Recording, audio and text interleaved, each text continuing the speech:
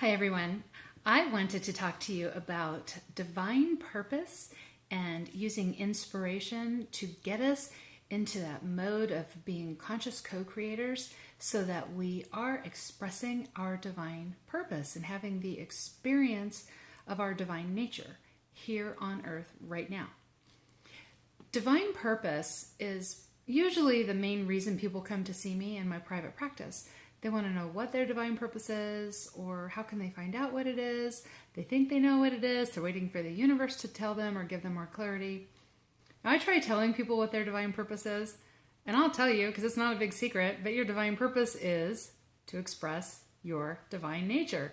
Your divine purpose is to realize you're an infinite being in a body, right? That you're a spiritual being having a human experience. But see, when I tell people that, it's never enough, right? Because they think, well, it couldn't be that easy. What I've discovered for myself is that a long time ago, when I was trying to figure out my divine purpose, and I asked myself that question for years and years, I would have people tell me the same thing. But I couldn't buy into it because I hadn't had the experience of it. Our divine purpose, having the experience of our divine nature and our divine purpose, is like having the experience of riding a bike. You probably remember learning how to ride a bike, right? And your mom or your dad would hold on to the seat and they were running behind you. Well, until you were actually riding the bike all by yourself, you didn't have the experience of riding the bike. You could kind of get it and you could feel the excitement while your parents were holding onto that bike. You knew that you were going to be safe, right? But suddenly you would just look behind you and they were done. They weren't holding onto your bike anymore, right? Now you're really having the experience.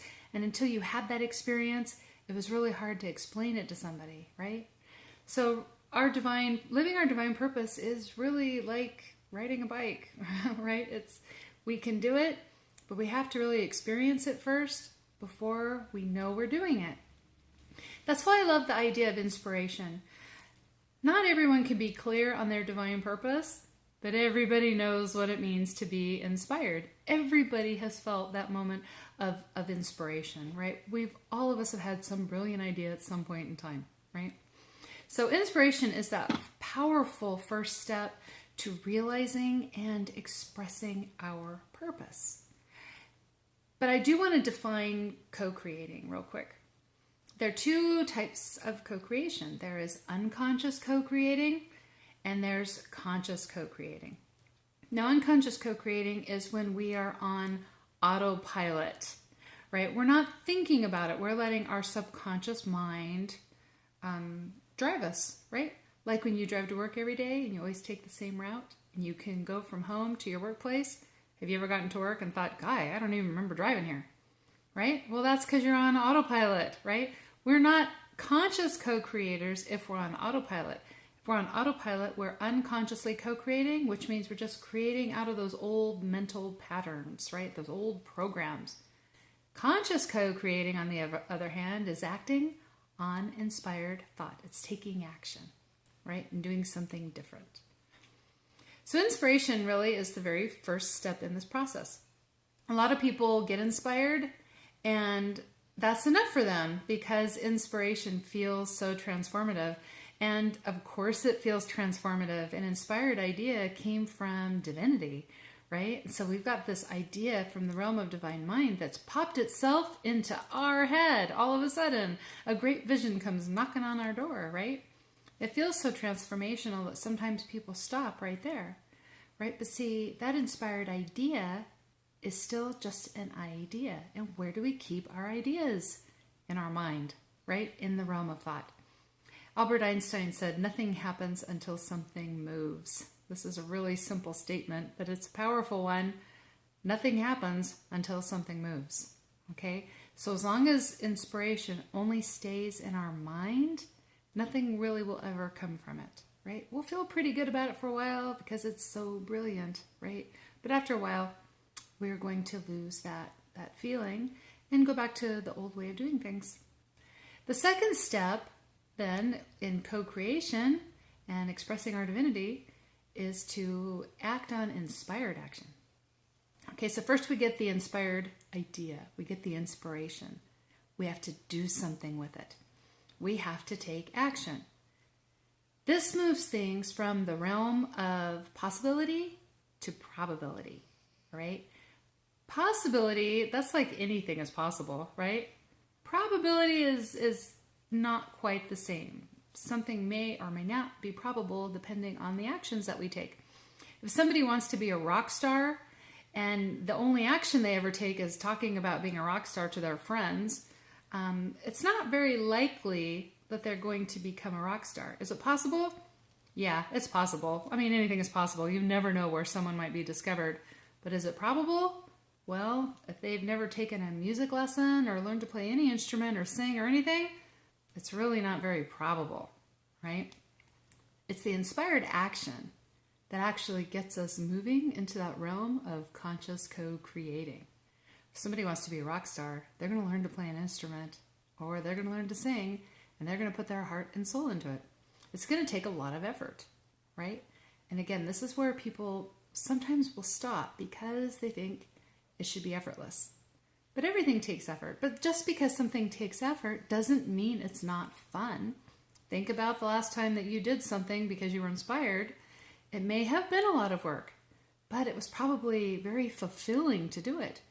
My son, who is just an amazing drummer, has been drumming for many years. It takes a lot of effort to be a great drummer. It really does. Lots of practice, lots of consistency. But that's what we got to do. And we want to bring that dream into being, right? We want to be co-creators. Okay, so we put the work in. We take the action when we are inspired to take action. The third part of this is to act on those opportunities. So first we get the inspired thought, and then we get an inspired action. We have to do something, right? Instead of just thinking about it. The third part in this then is to act on those opportunities.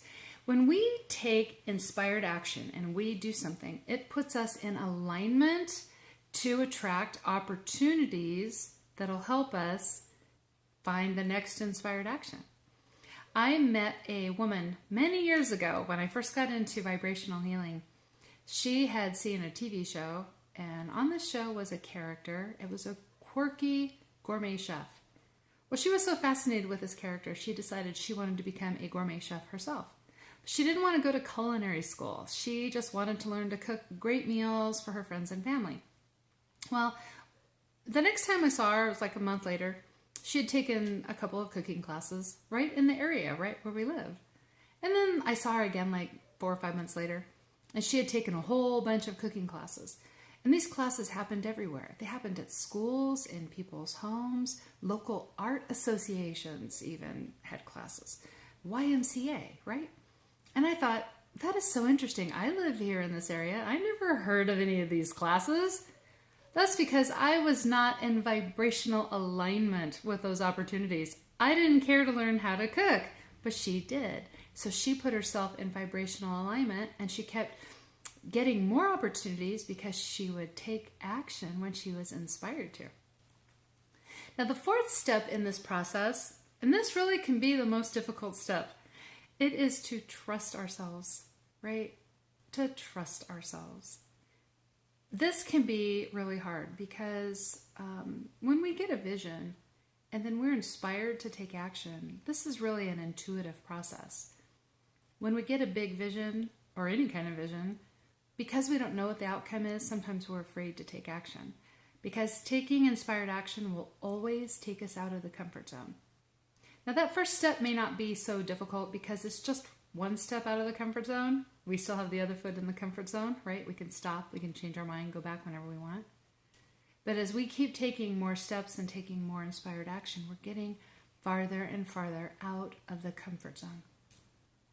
But see, I want to talk about that vision for just a second. Imagine that inspired idea is an energetic being all on its own. And it lives in the realm of pure possibility, pure potential, in the realm of divine mind. You have this energetic being carrying a vibrational frequency, looking for a physical channel to express through. If it comes knocking on the door of your mind, it sees you as a potential match, which means the possibility is there. there's even probability if it's chosen you, right? Your vision, it came looking for you, right? You're the caretaker of that vision, right? So you want to keep acting on that inspired action, right? Whatever comes to mind, whatever inspires you to do, what do you do next? What is this new opportunity? Let the vision guide you. Let the vision do the work. Because most inspired ideas, when they go to people, those people have no idea how they're supposed to carry them through. And that is just another sign that it is divine in nature and it is going to guide you. If you knew all the steps to take and everything to do to make this happen, you would still be in your comfort zone, right? It would all be stuff you already know. So let that vision guide you, all right? And guide you forward. You're the caretaker. Trust in it and trust that you are an infinite being in a body. And if it chose you to work through, that means you've got what it takes to work through, right? Don Miguel Ruiz, the author of The Four Agreements and several really good books that I've really enjoyed, he says this: you can have many great ideas in your head, but what makes the difference is the action. Without action upon an idea, there will be no manifestation, no results, and no reward. This is our reward, right? Acting on an inspired idea. The reward is the experience of conscious co-creation. All right? That is us expressing our divine nature.